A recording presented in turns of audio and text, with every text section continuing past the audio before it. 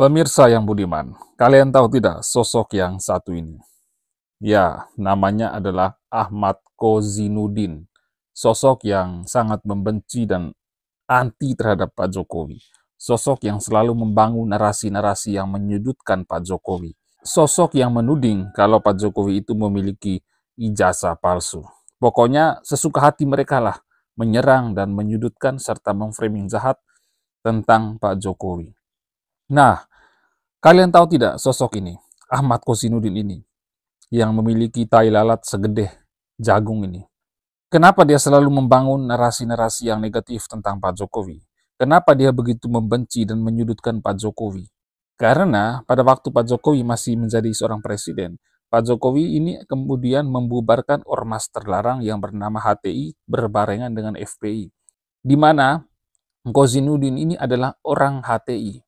Mereka tengah berupaya untuk makar karena ingin menggantikan sistem negara ini, ingin menghilangkan Pancasila dan Bhinneka Tunggal Ika, dan menjadikan Indonesia sebagai negara khilafah dengan pemimpinnya adalah seorang khalifah yang masa kepemimpinannya itu sangat absolut. Jadi negara kita ini akan dijadikan sebagai negara Islam menurut versinya Kozinudin Tompel ini dengan mendirikan Indonesia sebagai negara khilafah. Selain itu apa? Selain itu juga, mereka menginginkan supaya hukum yang berlaku di Indonesia adalah hukum Tuhan, hukum yang dibuat oleh Tuhan, yang dibuat oleh Allah.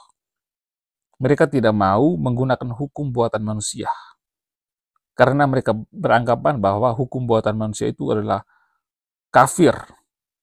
Apalagi hukum yang ada di Indonesia ini adalah bentukan kolonial Belanda, sehingga mereka mengatakan bahwa hukum Indonesia ini adalah hukum buatan kafir. Nah, tapi anehnya dan lucunya, menarik dari orang ini adalah, walaupun mereka menginginkan supaya ditegakkan hukum Allah di Indonesia, sementara orang ini masih berprofesi sebagai seorang advokat, yang mana advokat ini menjalankan perintah undang-undang dan membela kliennya melalui peraturan perundang-undangan, yang mana undang-undangan yang kita terapkan sekarang, yang kita gunakan sekarang adalah undang-undang yang dibuat atau dibentuk oleh manusia. Jadi kadang-kadang saya ini bingung dengan orang yang satu ini. Di sisi lain dia ingin menjadikan negara Indonesia sebagai negara khilafah dan memberlakukan hukum yang dibuat oleh Tuhan. Tapi di samping itu, di sisi lainnya, dia malah masih menjalani profesinya sebagai seorang advokat dan menjalankan perintah undang-undang yang dibentuk oleh manusia. Jadi sebenarnya orang ini maunya apa? Orang ini kok tidak jelas, pling-plang. Seharusnya orang ini konsisten dengan pegangannya, dengan omongannya. Kalau memang dia ingin menjalankan hukum yang sesuai dengan perintah Tuhan, sesuai dengan perintah agama, ya silakan tinggalkan profesimu sebagai seorang advokat. Dan orang ini pintar juga ya, ternyata. Dengan liciknya, dia menyerang Pak Jokowi, tapi dia berlindung di balik profesinya sebagai advokat. Karena advokat ini kan punya hak imunitas, punya kekebalan, sehingga tidak mudah untuk dipenjarakan atau dipidanakan. Satu kali lagi, si Kozinudin ini adalah pembenci dan anti sama Pak Jokowi. Dikarenakan Pak Jokowi dulunya sewaktu masih menjadi presiden membubarkan ormas terlarangnya yang bernama HTI. Selain itu ada juga FPI bentukan Berisik Sihab. Itu juga dibubarkan karena ADART mereka, anggaran dasar rumah tangga dalam organisasi mereka itu tidak mencantumkan Pancasila ini sebagai asas tunggal.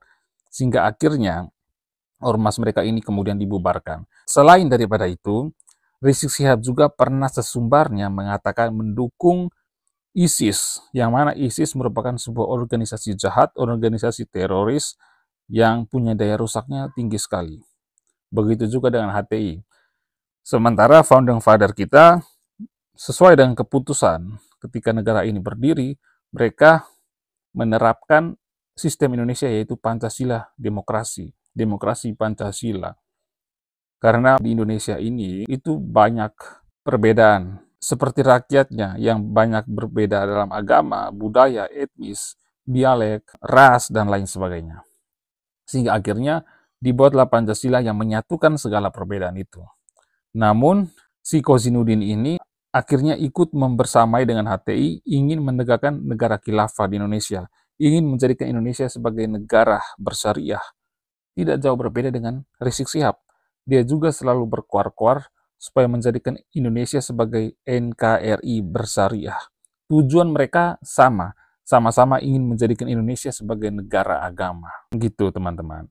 Jadi kenapa kemudian si Kosinudin ini begitu bencinya sama Pak Jokowi? Ya sebabnya itu, salah satunya itu. Yaitu karena Pak Jokowi membubarkan ormas terlarang yang bernama HTI. Tapi anehnya si Kosinudin ini masih bersembunyi di ketiak advokat.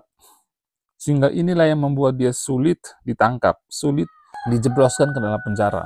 Karena profesi advokat itu kan melekat pada dirinya. Tapi lucunya, dia menginginkan supaya hukum yang ditegakkan di Indonesia adalah hukum yang dibuat oleh Tuhan. Tapi dia sendiri masih menjalankan profesinya sebagai advokat, yang mana profesi advokat ini menjalankan undang-undang, perintah undang-undang, dan membela klien melalui undang-undang, dan yang mana undang-undang tersebut merupakan undang-undang yang dibuat oleh manusia. Jadi fix, orang-orang yang selalu berkoar-koar, membenci dan anti sama Pak Jokowi, yang terus memfitnah dan memframing jahat tentang Pak Jokowi, adalah kelompok-kelompok sakit hati. Selain Ahmad Kosinudin, ada juga Egy Sujana. Nah, ini orang memang dari dulu anti dengan Pak Jokowi. Ini orang bahkan pernah beberapa kali masuk penjara karena punya tujuan atau niat jahat yang mana dia ini hendak makar terhadap negara ini, ingin menjatuhkan, ingin melengsarkan seorang presiden, yaitu Joko Widodo pada waktu itu. Begitu juga dengan Roy Suryo, memang dia dari dulu anti dan benci sama Pak Jokowi. Bahkan dulu pernah kita ingat toh, dia pernah membuat tweet menampilkan sebuah gambar stupa yang berwajah Pak Jokowi yang sangat menghina agama tertentu gitu. Walaupun si Roy Suryo ini tidak terlibat dengan organisasi seperti FPI atau HTI, tapi ini orang memang berbeda dengan Kozinudin tai lalat segede jagung itu dan Egy Sujana. Walaupun mereka berbeda, tapi mereka sama-sama pembenci Pak Jokowi, anti sama Pak Jokowi. Mungkin saja Roy Suryo ini ingin punya jabatan di era kepemimpinan Pak Jokowi waktu itu. Tapi mungkin karena memang tidak punya kemampuan sehingga akhirnya tidak diberi jabatan. Sehingga itulah yang membuat dia menjadi sakit hati sama Pak Jokowi. Jadi fix ya, kesimpulannya adalah bahwa mereka-mereka yang menyerang Pak Jokowi dan menuding Pak Jokowi memiliki ijazah palsu dan memframing jahat tentang Pak Jokowi dan menciptakan keterbelahan di akar rumput sehingga masyarakat saling membenci, saling baku serang, baku fitnah, dan sering melakukan adu domba di berbagai platform media sosial hanya supaya masyarakat menjadi terbelah dan membenci Pak Jokowi. Mereka-mereka ini adalah orang-orang sakit hati. Yang satunya sakit hati karena mungkin tidak mendapat jabatan di era kepemimpinan Pak Jokowi, dan yang lainnya karena ormas mereka, ormas terlarang itu dibubarkan oleh Pak Jokowi karena ormas mereka punya niat yang jahat, punya maksud dan tujuan jahat terhadap negara kesatuan Republik Indonesia ini. Saya rasa demikian dulu, sekian dan sampai jumpa.